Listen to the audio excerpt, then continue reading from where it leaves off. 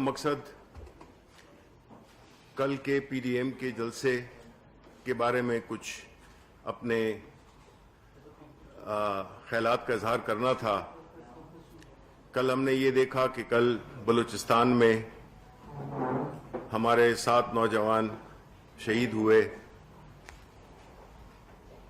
उसका उस जलसे में कोई जिक्र भी नहीं था, बल्कि उस इदारे पे जो तनकीद के निश्तर बरसाए गए वो हमने और आपने सबने सुना। इस ग्रोह का मकसद सिर्फ और सिर्फ मुल्क में अफरा तफरी पैदा करना है और एक ही फॉर्मूले पे ये अमल दरामद कर रहे हैं, और वो है मैं, मेरा खानदान और मेरी दौलत। इसके बचाव के लिए ये सारा कैंपेन चलाया जा रहा है, जिसमें कि कभी इलेक्शंस के बारे में बात होती है लेकिन कोई सबूत नहीं दिए जाते, और एक ऐसा तरीक़ाकार इख्तियार कर रहे हैं और ऐसी तजावीज़ दे रहे हैं जिससे कि एक इलेक्टेड हुकूमत, एक जमहूरी तरीके से इलेक्टेड हुकूमत को गैर जमहूरी तरीके से गिराया जाए, फिर इनको लाया जाए और उसके बाद फिर इदारे न्यूट्रल हो जाएं। ये लुबे लुबाब है इनकी सारी चीखो पुकार का। और दूसरी तरफ जमहूरी हुकूमत से पे ऐसा प्रेशर डालना जिससे कि उनको अपने केस में आसानियां मिलें, सब ठीक हो जाएगा। तो जिस तरह के तकारीर वहां पे की गई उस पर मेरे कॉलीग्स रोशनी डालेंगे, लेकिन ये जाहिर हो गया है कि जो कल का जो जलसा था, जो कि बेनजीर शहीद की बरसी थी, और बरसी का जो हमारे कल्चर में रिवाज है कि उसमें दुआ होती है और कोई ऐसी बातें नहीं की जाती, उसको एक सियासी अखाड़ा नहीं बनाया जाता, तो हमारे हिसाब से तो कल मोहतरमा बेनजीर भुट्टो शहीद वो मर चुकी हैं, क्योंकि उनके और उनके वाले साहब के मज़ार पे जिस तरह का उनके दुश्मनों को ला के बिठाया गया, वो लोग जिन्होंने कि सारी उम्र बेनजीर भुट्टो को तकालीफ दी, जुल्फ़िकार अली भुट्टो को तख्तेदार तक पहुंचाने में सहूलतकार बने, आज वो बाहों में बाहें डाल के बैठे हुए हैं। तो इस पर मजीद बात करने के लिए मैं दावत दूंगा फैसल को कि वो बात करें। शुक्रिया शबरी साहब, शुक्रिया आप लोगों का। देखिए जी, कल आपने एक गड़ी खुदा बख्श में एक मरियम नवाज की गर्दन से जो बीमारी और उनके दिमाग तक जा चुकी है, एक फ्रस्ट्रेशन, एक बेचारगी और एक परेशानी और एक रोना धोना जो उसने मचाया हुआ है इक़्तिदार की भूख के अंदर, कुछ सवालात और कुछ चीजें उन्होंने पेश की कौम की खिदमत में, एज यूजुअल झूठ और फरेब के साथ उनका जवाब देना जरूरी था। मरियम ने कहा, मरियम से पूछा गया कि तुम्हारी क्वालिफिकेशन क्या है, किस के तहत तुम्हें लीडर मान ले, तुमने क्या जद्दोजहद की है, क्या तुमने कभी टोस्ट के ऊपर मक्खन लगाया, क्या तुमने कोई जद्दोजहद की, कोई जमहूरियत के लिए काम किया, ये कौन सी मेरिट है जिसके अंदर 70 साल के लोग, 65 साल की उम्र के लोग हाथ बांध के पीछे गुलामों की तरह खड़े में। मतलब इंसान की अपनी भी कोई शनाख्त होती है, छोटी बड़ी शनाख्त अल्लाह के हाथ में है, लेकिन शनाख्त तो अल्लाह ताला ने हर इंसान को दी है। लेकिन ये मुलाजमीन का जो टोला है और कनीजों के साथ एक प्रेटेंशियस औरत लीडर बनने की कोशिश कर रही है। ऑपोजिट लीडर उनका चचा है, इस्तीफे वो मांग रही है। भाई इस्तीफे तुम मांगो, चचा मांगे, इस्तीफे तो दो ना, अगर बुलाएंगे तो आओगे, ये क्या ड्रामा है। तो एक तो ये कि मेरिट किधर खड़ी है, लोग उसको किस तरह लीडर मानना चाहते हैं, लीडर बनाना चाहते हैं, और जो लोग पीछे खड़े हुए हाथ बांध के उनका क्या कंसर्न है, क्या कसूर है, या वो पैदा ही गुलाम हुए थे और मुलाजिम है और मुलाजिम ही रहेंगे और आगे भी दुनिया से भी मुलाजमत करते हुए निकल जाएंगे। फिर का इलेक्शन चोरी हो गए, 2.5 साल बाद इलेक्शन चोरी की बात आई तो भाई सबूत दो इलेक्शन चोरी होने के, इलेक्शन रिग हुए तो उसकी सबूत दो। इलेक्शन कमीशन क्यों नहीं गए, ट्रिब्यूनल्स में क्यों नहीं गए, कोर्टों में क्यों नहीं गए? 13 और 18 का कंपैरिजन करें तो आपके सामने है पिटिशंस। जो पिटिशन 40 लगी आज 18 के इलेक्शन में, उसमें 20 तो पीटीआई की है, और उससे पहले 140 लगी।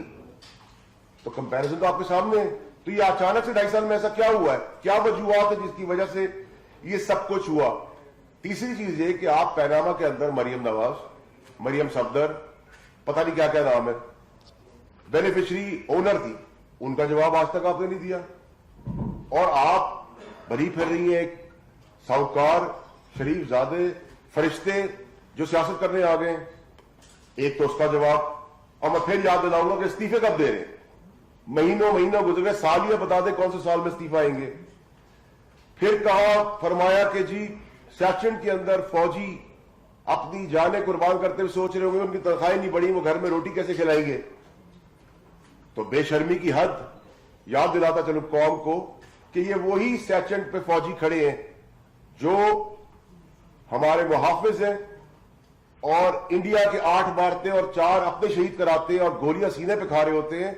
और उसी वक्त उसी दुश्मन मुल्क का मोदी आता है, आपकी गाड़ी में बैठता है बगैर वीजा के, आपके बाप का मुल्क समझ के, और मरियम की बेटी की शादी अटेंड करता है। तो उस वक्त सेशन के फौजी जवान क्या सोच रहे होंगे, इसका जवाब पाकिस्तानियों को कब और कौन देगा?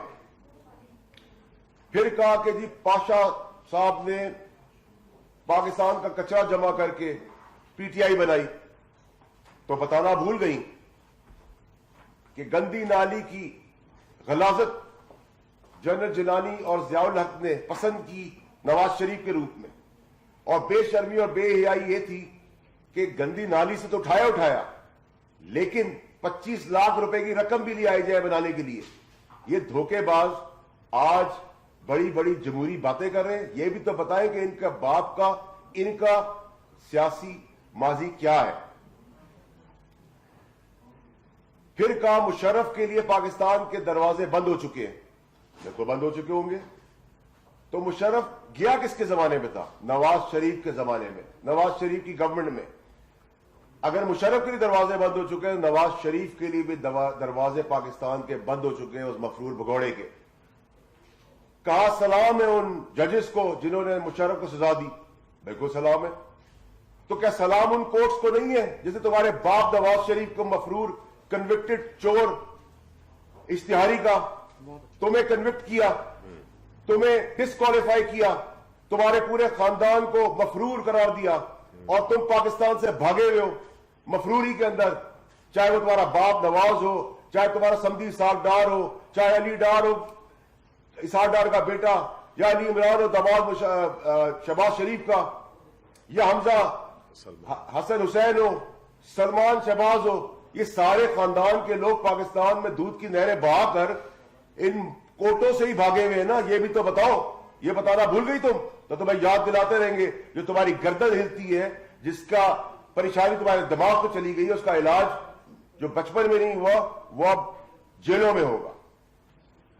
उसके बाद कहा कि इमरान खान साहब फौज के पीछे जाके छुप जाते हैं।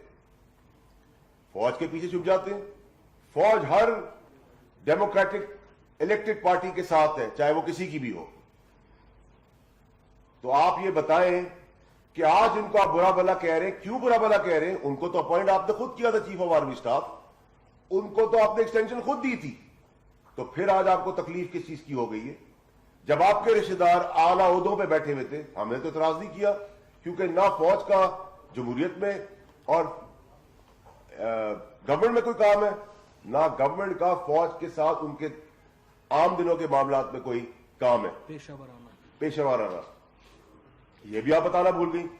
फिर फरमाया कि सीओडी में जब मेरी मोहतरमा शहीद से मुलाकात हुई तो मैं उनकी फैमिली मेंबर बन गई पीपल्स पार्टी की। बेशर्मी की कोई हद होती है।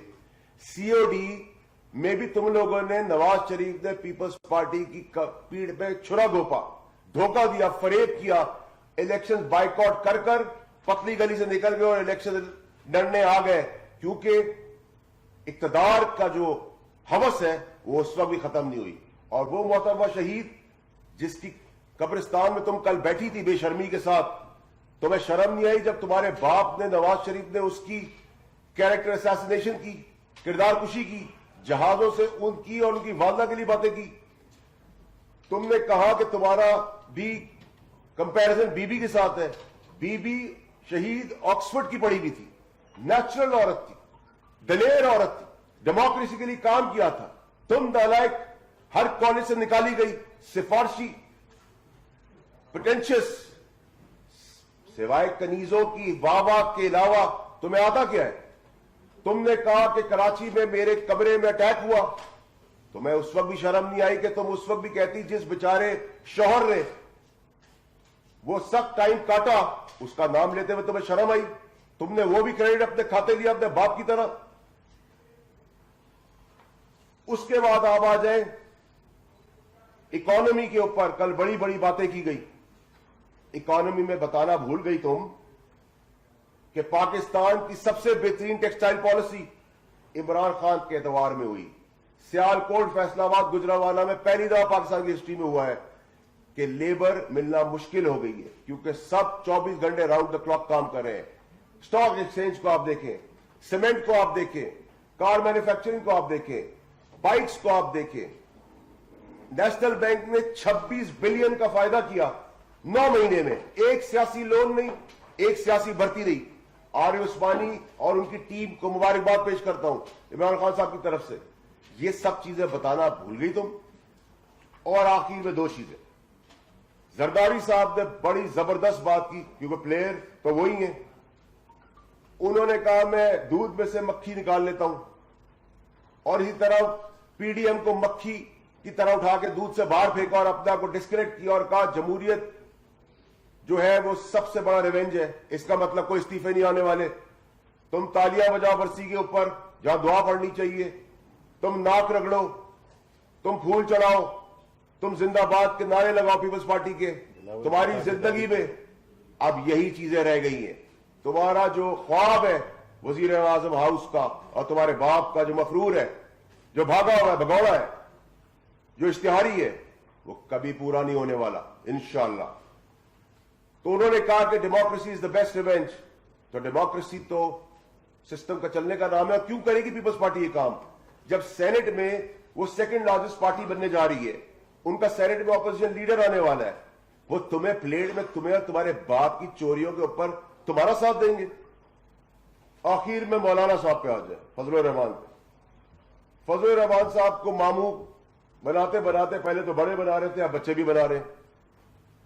بلاول صاحب خود چل کے گئے شیرپاؤ صاحب کے پاس, بینگل صاحب کے پاس, لیکن اس کو سمجھا ہی نہیں کہ اس کے پاس جا کے اس کو انوائٹ کرے. زرداری صاحب نے اوپر سے انوائٹ کیا, کیونکہ آپ کو تو پتا ہے زرداری صاحب کو کھیلنا آتا ہے.